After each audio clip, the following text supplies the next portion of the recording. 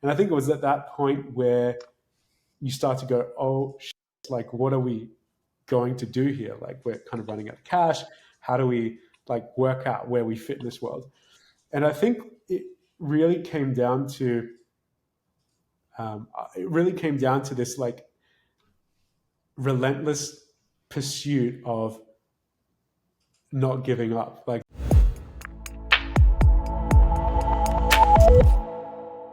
welcome back to another episode of the Revenue Reimagined podcast. I am stoked. We have a very special guest with us today. It's not often we get to have someone on the show that not only is just a great human being, but is someone who we've had a chance to work with. And that guest today is Tomer Garzberg, the CEO and co-founder of WBot. We'll talk about what WBot is doing. And not only is Tomer the CEO and co-founder, but he also is a TED speaker, someone who's super passionate about AI and gets the privilege of working with me every day and has to kind of put up with Dale every day. Tomer, thanks for joining the show, man. Sorry about Dale. It's great to be here. No, this is fun. Welcome to the show, and I'm glad that you get the good side of us, which is me. So we like to chat with our founders about why they started the company to begin with. What's that emotional connection? What was the origin story of WBot? Yeah, so I'm going to take it right back. So I came to Australia when I was 6. I moved from Israel, and I didn't know a word of English, but obviously when I did, I developed the Aussie accent. It's what closes the deals. Exactly. But I felt very isolated growing up, and I think I just put myself in a situation where I would kind of look to the future, and I was like kind of obsessed with technology and the future of technology. And I knew that I would go into that at some point. I just became super obsessed with technology, and then I went through schooling and whatever, and ended up being quite rebellious. Couldn't work for anybody when I left school. There's no one could tell me what to do. So I just, I started to try to wrap my head around what does the future look like. I started in, believe it or not, marketing, kind of data-driven marketing. And when we started to close bigger customers, the focus became on data science and machine learning. So that was beyond my capabilities. So I had hired, people that knew how to do those things. Eventually that turned into doing machine learning work and solving really big problems for enterprise customers, which is where I met my current co-founder, Dimmer. We ended up doing a project for the Australian government, and that obviously involved elements of AI and automation. And then, that became the genesis of WBot. So I would say the rocket fuel for it was trying to not fit in and just go, AI, I can probably work this thing out. And, I was the first ever speaker to go on the TED stage, on TED.com stage, that didn't have a background in data science or machine learning or anything like that. Cool. Which was pretty impressive. So I was pretty obsessed with it. Do you have like a TED shirt or like something to commemorate being there? No, but I do have a claim to fame there. So you're not allowed to wear red on the TED stage because interesting. The platform you stand on is red, and sometimes the background is red. So you don't want to just like blend into it. But for some reason, the way that they set this up, they were set up in Australia for the first time ever. They set up the stage in a way that the background wasn't red. And so I was the first person that was allowed to wear, I wore a red blazer. Nice. So that's pretty much my... You and Dale with the blazers. I very rarely wear a blazer. I'm going to an event tomorrow and I'm thinking of sporting a blazer. But we'll see. I doubt it. It's in Austin. Yeah, fair enough. So I actually want to go off script a little bit. One of the things that I don't think that we talk about with our founders enough is co-founders. And, Dale and I obviously have our story of working together and being co-founders. But I think it's different in our realm than like in what I'll call like the tech world. We're not tech. And we've both been a part of startups that have some great co-founders that really get along well and have built great things, and some co-founders that you don't want to put them in the same room, my friend. Talk to me a little bit about that journey with Dima pre-WBot, and what made you say he's the one, or conversely, what made him say you're the one, that it's like, this is someone I want to arguably be married to. Yeah, and I think marriage is the right thing. It really does feel like that sometimes. But when I met That's why Dima, Dale calls me Pookie. Oh boy. that's funny. Unbelievable. That's probably a story for like the R-rated version of this. No. There's no story. Trust me, Tomer. It's in Adam's head. I'd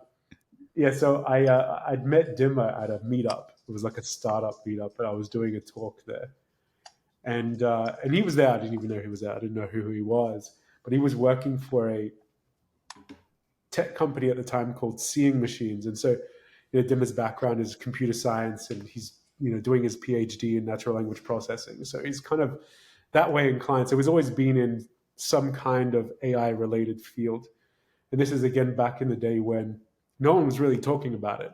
It was pretty hard to sell that stuff. And so, yes, he was currently working at that. We needed some help delivering on some projects, at least some guidance from somebody. And, most data scientists that you meet, let alone, I would say, AI experts or machine learning guys, are academic in nature. They don't necessarily, they're more theoretical versus like pure execution in a way that makes sense for an organization to scale with. It's not just like running an experiment and validating something and writing a thesis on it. Back then it was pretty difficult to find people who truly know how to execute like an engineer for the types of problems that we were trying to solve. And so, Dima became kind of really instrumental in that era of, essentially doing projects for big enterprise.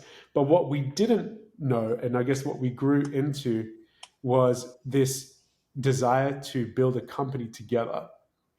And we knew that, doing projects for organizations on and off wasn't actually going to scale. That's just not something that scales.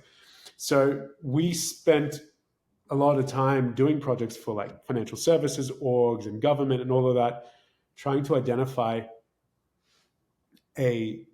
almost like the seed of a product that would make sense to build into a tech company and scale.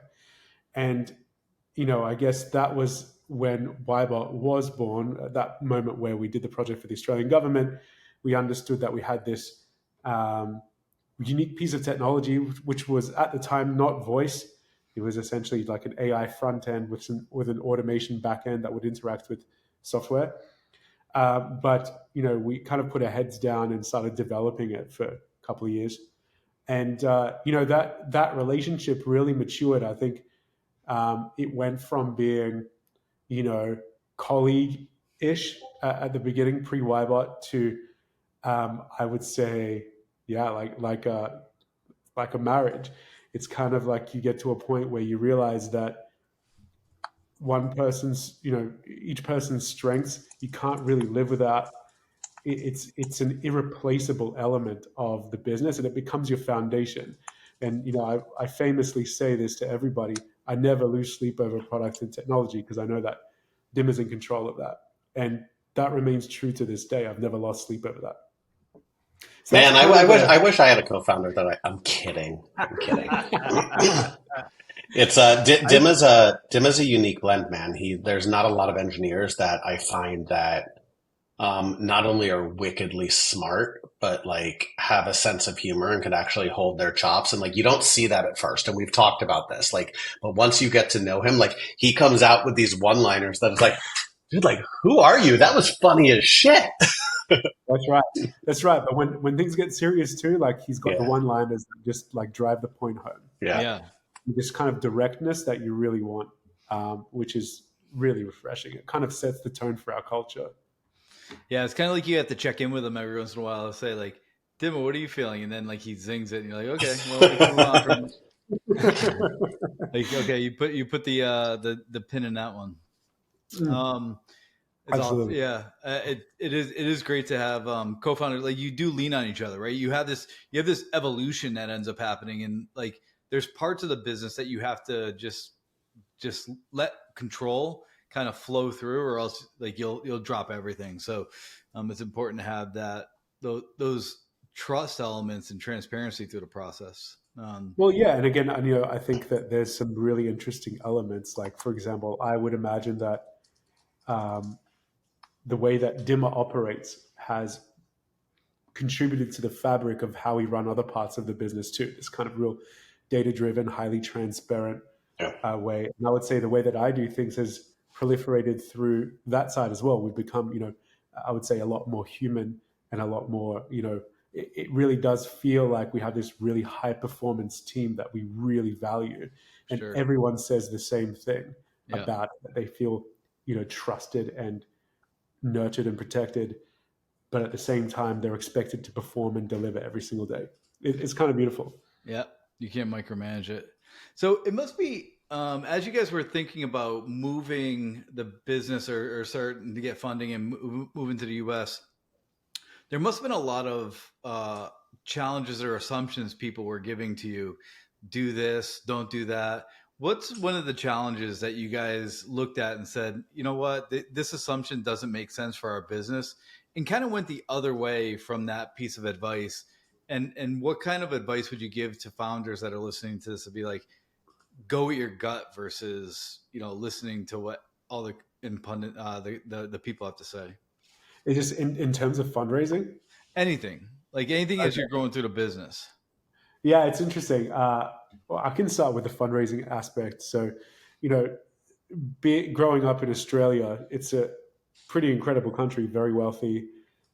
There's, it's a very safe country, and but the population is less than 10% the size of the US. Because of that, there are certain challenges to building a business there. And when we first tried to start looking at raising capital, we did explore some Australian funds, but what we discovered in Australia was that a lot of the funds there really want to play it safe. There's not really a lot of appetite for risk in terms of they wanted a startup that had capital, that had revenue already. They wanted all these things, whereas the minute we started pitching in the US, it changed everything. Where I would say investors looked at the caliber of the founders and the potential of the product, and kind of back the founder versus like, does this company have any traction yet? And of course, you have to then deliver on that. But I think that the biggest thing was if you're a tech founder anywhere else in the world, the US is definitely the place to come and make it happen, because you'll definitely find that right fit. That's probably like the biggest takeaway from the fundraising aspect. As far as doing things the way that we do it, you get advice a lot. Like, a lot of people give you advice about everything. And I think early days, you take it on because you feel like, well, this person knows. But turns out you're going to get so much advice thrown at you that it's kind of impossible to organize it. And there's this thing that I've done a lot, which is someone might sit with you and give you a lecture on whatever it is that they've got advice to give on. And it's almost like eating a fruit. You grab the fruit, you peel the peel away, you eat the bits that you think are pretty good, and you throw the rest out. And it's, rather than kind of following advice blindly, it's been a really good. It's been really good because essentially it either backs up what you originally thought or whatever hypotheses you're trying to make, and or it's kind of nonsense, or it doesn't work for you or whatever. Even maybe not at this stage even. So that's probably another thing where we listened to a lot of people early on, and now we're very selective with who we listen to. Yeah, And I think it's that's very tricky as a helpful. especially as a and first it's time not founder. Dale. It's interesting, right? Because there is so much noise and so much advice out there, and a lot of it, candidly, is shit. There's so much bad advice out there that you do have to become really selective about who you let into that inner circle. I think that's one of the reasons why, certainly for me, when I was going out on my own, what appealed to me about working with Dale and now Jake is like having someone trusted that I can rely on versus everyone else in the space who isn't necessarily great at what they do.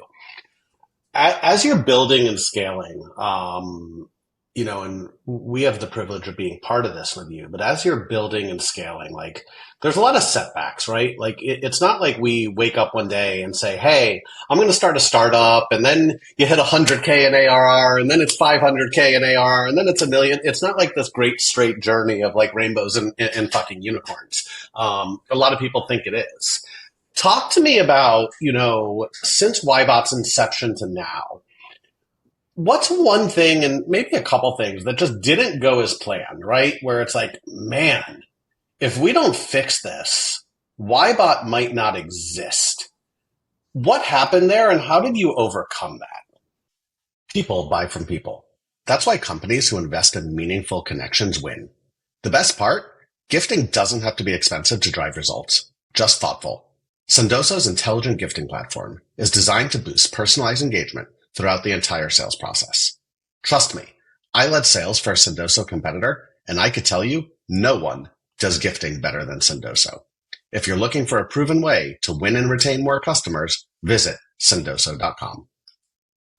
Yeah, I would say that there's probably several things, and it evolves in time. Like the challenges become different in time. Yeah. I would say at the beginning, when we were first raising our pre-seed, it was a concept. It was a concept back then, and you raise from friends and family, and they go, "I back you. I feel like my money's safe with you." And then you raise it, you get that money in, and then you go, "Wow, I better do something with this. I better do something productive with it." Don't squander this away. Absolutely. And it's funny. I guess we've always been pretty good with like burn. Like burn's always been kind of very well managed. But I would say we had many pivots at the beginning to try and define what this product actually is or what it is, right? Because what was interesting is when you're building, WBot, we've built essentially something that is horizontally scalable. It's multi-industry, but there's a focus right now and obviously on healthcare. But historically, we didn't know where we fit. So we're kind of building out this tech, and the biggest challenges were working out how to talk about it, because when you're doing discovery work on identifying where you might fit, there's this, you're basically kind of pitching it in a way that you think without really much understanding of who your ideal target customer is. So you're basically pitching to anyone. You're trying to get a deal with, trying to get a meeting with someone from a small business to a Fortune 500 company, and everywhere in between. And you're pitching to all these different people, and you're telling them, here's what we've got. What would you do with it? And it was, I guess that was kind of the first thing, was trying to work out, how do we even talk about ourselves? Like what are we? We knew what we did, but like, how does one buy it? Like, and would they come on this journey with us? And I would say this discovery work was happening during the first maybe 2 years while we were building the product out, like maybe 1.5, 2 years. And I think once we got to like certain opportunities where, someone was prepared to put a little bit of money down to help us configure what we have and make it fit for their industry, you kind of go down this path. And, some of these customers were huge, and they're just big Fortune 500 companies, and you're going down this journey with them, and you think to yourself this whole time, we've got a whale. We put a spear in with a line, and we caught a whale. But you don't realize that you're not taking the whale on the journey. It's the whale taking you on that journey. Yeah. And a 3-month project turns into a year, and there's so much bureaucracy that nothing moves, and you're left basically going, what happened there? You're basically put all this effort and time into it. And it can be quite frustrating because you basically go, we got this big company, this is going to happen, they're already paying us a little bit, this is going to be so good. And then, you realize that, you weren't in control at any given time, that, they could have, they could have the whole organization could essentially be, ripped up or cleaned up, and the people that you were trying to sell to are no longer at the company. There's so many of these kind of factors. And I think it was at that point where you start to go, oh shit, like, what are we going to do here? Like, we're kind of running out of cash. How do we work out where we fit in this world? And I think it really came down to this relentless pursuit of not giving up. Like, there's this kind of it sounds cliche, but this gritty factor where you're not going to die. Like, you're not going to die. Like, you're going to do whatever it takes. Yeah. You're going to do you're going to do whatever it takes to prove this out. And then, sometimes you just have to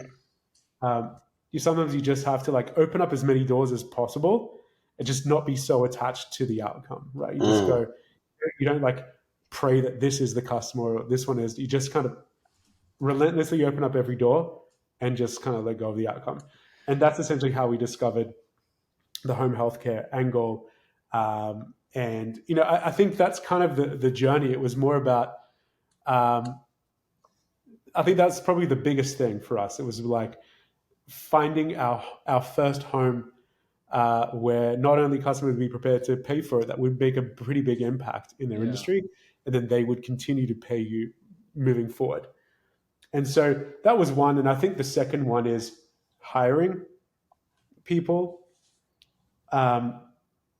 So it's interesting when you don't know who to hire. It's hard. And when you've never hired somebody into a particular role before. And I guess you go by what the standard is, which is, cool, they worked for a big company, they did whatever, without really being educated about what skill sets someone would need in order to excel at that particular role, because they could be a great person, but they're just not in the right position. And I think that's also a hard lesson to learn. They're expensive lessons to learn, and they cost you time and money. And time is the one thing you just don't have. Or money. I mean, they're both, right? You're burning your runway, and I think this is a thing we talk to founders a lot about. And it goes back to the advice thing. Be careful of who you're taking advice from, what the advice is, and really making sure that you have that fit, and you get the backing from other people that, yes, what you're trying to accomplish, these people helped you accomplish. Just because you were able to sell at a big company or you were able to run something at a big company, startup world is a totally different world. And so make sure people are the people that you're trying to bring in have done it at that level and are can help you do the same things that you're doing before. One of the things I wanted to say that you said super interestingly that I don't think a lot of founders, I want to make sure that founders hear this. Your first customer is one of the best customers that I've ever had the privilege of working with. Adam and I say this all the time, your first customer as a design partner. And I think a lot of founders getting into this should understand having a design partner is an amazing thing when they see the value and they have as much passion and empathy and execution on the marketplace that you have. It's a game changer. And you have a great partner, design partner. They, help have conversations with any of prospects and can speak the language and speak the ROI that they're generating just as good and probably better than you can, or either of us can when we have a conversation. I want like founders to really realize that. Uh, I totally agree. That's sometimes it's, you can call it luck, but you can obviously make your own luck. Again, you bash enough doors down, you'll find that you'll find that person. But I agree. We're extremely privileged to have that design customer with us. It really did set the tone, because I would say there is not one sales pitch or any kind of pitch that a founder could give that's better than a paying customer could give. 100%. Right? There is just no way in the world. Like, and I can get, I can pitch to raise money. I could pitch to sell as well, but there's just the acceleration that an incredible design partner who's passionate, who's a peer of the person you're trying to sell to, we can't beat it. That's it. It's like it's game over. Game so, over. 100%. Yeah, it's perfect. I agree. So, Tomer, one of the things that I think a lot of founders struggle with, and you talked about it a little bit, but is balancing kind of that growth versus sustainability, right? And you talked a little bit about like always being good with burn, but like every investor says grow faster, grow faster. We got to get the revenue in. Like we just had this conversation the other day. We got to get the revenue in. We got to get the revenue in now. But you can't just go hire, 100 people to do that. How do you balance that need for growth and rapid growth, but also doing it sustainably? Yeah, it's an interesting mix, and I think it goes back to when I said, it's almost like when Dimmer and I founded this company, the thread of how we operate kind of seeded how we see the world.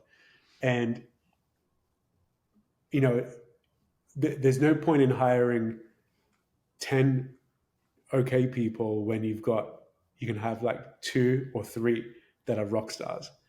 And that really does mean that sometimes you just have to fire a lot of people until you get there. The other time there's like, you've got to be, I would say, pretty smart with like where you hire, because, for example, how do we burn low? Most of our engineering team is in Europe. And, you can get an engineer that's probably going to be worth about $250,000 here in the US that, is maybe a third of that in Europe. And it's really cool. And I guess that is probably one of the biggest things, is like, how do you get the best value for your money in terms of people? But also, I guess sometimes that's not enough either. You've got to essentially make them so passionate about the product and what they're contributing to that it just makes a lot of sense. So I would say there's that component.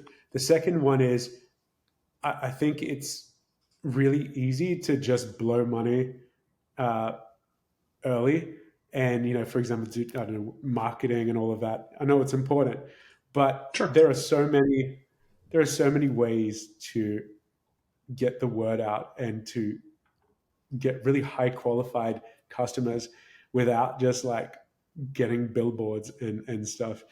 And, I think a lot of the techniques that we've done in terms of like the way that we've partnered with platforms and with industry bodies and really almost enabled our customers to hero our product into things has really helped to, it's helped to, I think I looked at it the other day. I think our CAC is about $250, which is, and, and then the average size of a customer is almost 10 times that, with the bigger guys. So there are definitely ways to do it. Now, is it fast? No, but at the same time, like we definitely have a bit more of a high touch approach to onboarding these customers, especially now since we've really only been genuinely selling for maybe the last 8 or 9 months. But obviously there's room to scale that, but I feel like there's a point at which the revenue you're bringing in justifies your need for growth. And then you either raise more and scale that team out, or you just keep going at this pace without raising money. And, it doesn't take very long, especially with our business model, to get to a point where your revenue per head count is going to be pretty monstrous. 100%. It's really insightful. I think founders should rewind that a little bit and listen through that process, because I think your process is really good in that space. Ready for some rapid fire? I'm going to take Adam's line just because he took my last question. So, all right, let's do it. Okay, the rules are only 1 or 2 words, so let's rapid fire. If you weren't in tech, what profession would you be in? Oh, this is rapid fire too. Wow. I tell you what, I don't even know. If I wasn't in tech, I'd still be an entrepreneur of some kind, but not in tech. I think that's what it would be. Sorry, that's not rapid fire. Surfboards. Yeah, something like that. Something climbing. Something chill. Something to do with koalas or something. You know what I mean? Okay. Australian. Early bird or night owl? Oh, early bird. Early bird. What's the first app you check when you wake up in the morning? What's the first app I check? Yeah. WhatsApp. Yep. Actually, I lie. I meditate first. So I use Insight Timer first, and then I check WhatsApp after my meditation. What's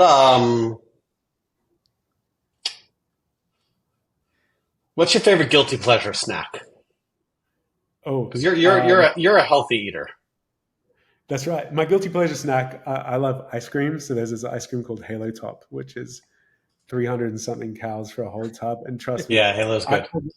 I can't get a full calorie tub and open it up. It's just never going to last. So I've got to get the low calorie tub, and then at least if I smash it all, I'm not going to feel so guilty. And we know you like barbecue because we had some great barbecue in Texas. Yes, that's right. Yeah. Yes, barbecue for sure. Yeah. That's not a guilty pleasure though. I feel like I could eat that every day. Okay, last one. Where's your dream vacation destination? Dream vacation destination? That's a good one. I would say anywhere in the Mediterranean.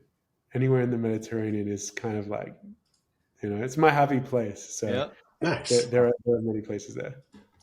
Nice. Awesome. I love it. Tomer, it's been a pleasure. It's not often we get to shoot the shit for half an hour and not talk about work or talk about growing business. For anyone in the home healthcare space, if you have clinicians who are struggling with a shit ton of documentation and work and they just can't focus on seeing patients, WBot, the letter YBOT.ai. Shameless plug. Go check it out. Tomer, thanks for joining us, man. You guys are amazing. Thank you, sir. Thanks very much.